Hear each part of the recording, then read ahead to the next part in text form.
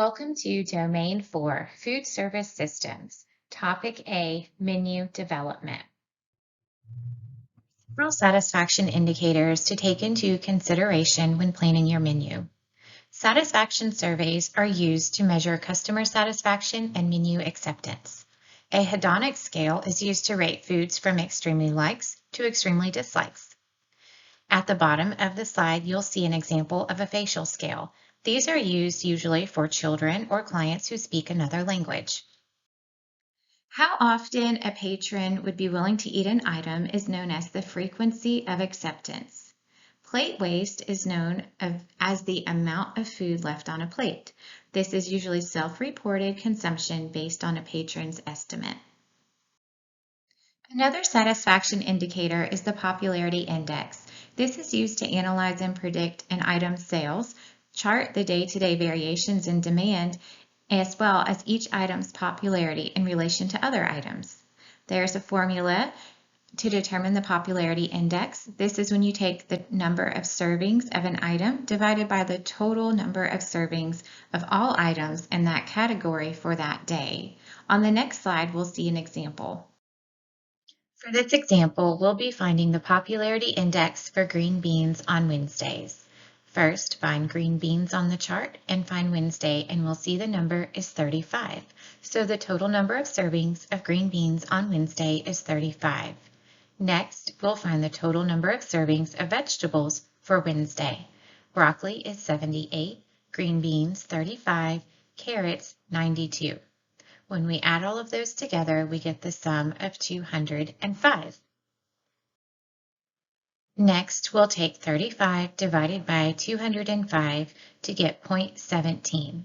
We'll multiply that by 100, and we find that the popularity index of green beans for Wednesday is 17%. Forecasting future needs is another important component of planning your menu. You will need the popularity index to determine this.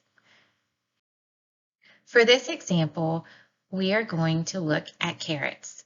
We are expecting to serve 300 customers next Friday. First, we will figure out the popularity index of carrots. We will take 89 because there's 89 carrots on Friday, divided by 204. Remember, 204 is the sum of all vegetables served on Friday. That would be 82 broccoli, 33 green beans, 89 carrots. So 89 divided by 204 is a popularity index for carrots of 43%.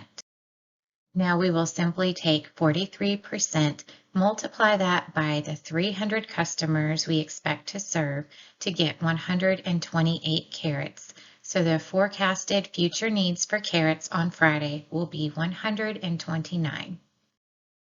Average check. Average check is a commonly used metric in the food service industry that can help determine the value of customers or how successful sales are in the establishment. It is the average amount that customers spend on a meal per check. Average check is normally considered to be the indicator of successful sales in an establishment.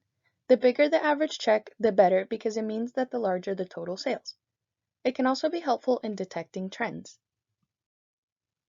Some things that can be done to increase an average check include increasing menu prices, increasing promotions, focusing on upselling and cross-selling by offering bundled menu items, or trying new menu items.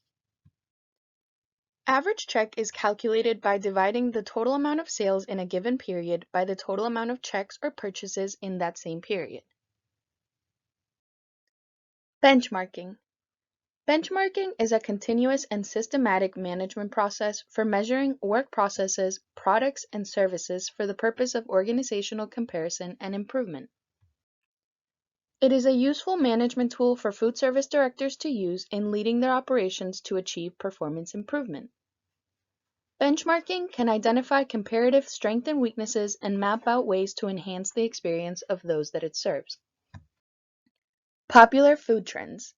Some popular food trends that we have seen during this year and will be seeing during next year include keto and low-carb diets, foods and drinks for gut health, plant-based diets, comfort foods, food subscriptions or meal delivery services, growing your own herbs, seasonal meals, sustainable and no-waste meals and recipes, sandwiches, soups and salads, and specialty coffee.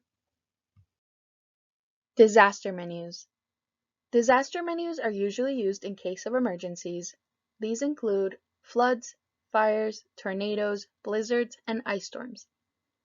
A disaster menu should be designed to keep 3 to 7 days worth of enough food to serve everyone in the facility. Things that a disaster menu should plan for.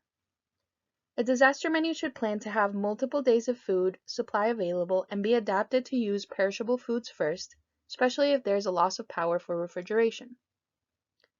It should have a plan for water emergencies and identify a source of potable water in case of loss of water supply. It should plan to have at least 1 gallon of water per person for at least 3 days. It should plan for the needs of patients receiving enteral or parenteral nutrition and standard and specialized infant formulas. And it should also plan for minimum staffing for food prep and food service.